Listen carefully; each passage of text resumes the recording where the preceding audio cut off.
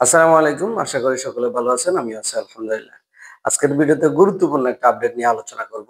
তার আগে একটা কথা বলে নিই।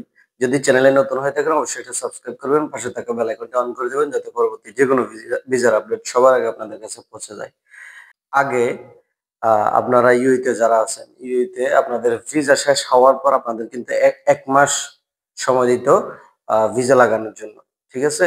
১ মাস ২৮ দিন ১ মাস না ২৮ দিনই সময় দিত।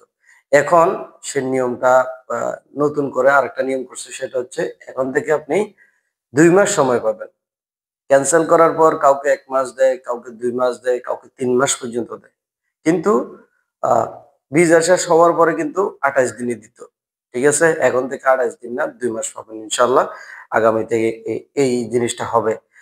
মানে আগামী কিছুদিনের ভিতরেই এই জিনিসটা হয়ে যাবে ইনশাআল্লাহ। ঠিক আছে? তবে, তবে কথা আছে। আপনি এই ২ মাসের ভিতরে একদম শেষে গিয়েও যদি লাগান ওই আপনার যেদিন আপনার ভিসা শেষ হইছে, ঐদিন থেকে নতুন আইডি কিন্তু শুরু হবে। মানে রিনিউর ক্ষেত্রে। নতুনভাবে ভিসা অন্য জায়গায় লাগাইলে তো সেটা অন্য হিসাব। কিন্তু যদি একই কোম্পানিতে রিনিউ করেন, আপনার ওই যে ২ মাস আছে না?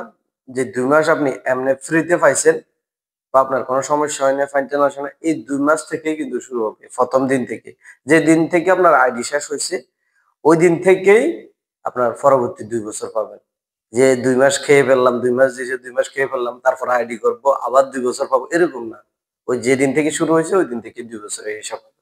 তো আশা করি ব্যাপারটা বুঝতে পারছেন। ধন্যবাদ সবাইকে। আবারও বলতেছি যদি চ্যানেলে নতুন হয়ে থাকেন অবশ্যই একটা সাবস্ক্রাইব করে দিবেন। পাশে থাকা বেল আইকনটা অন করে দিবেন যাতে পরবর্তী যেকোনো ভিডিওর আপডেট সবার আগে আপনাদের কাছে পৌঁছে যায়। ধন্যবাদ সবাইকে।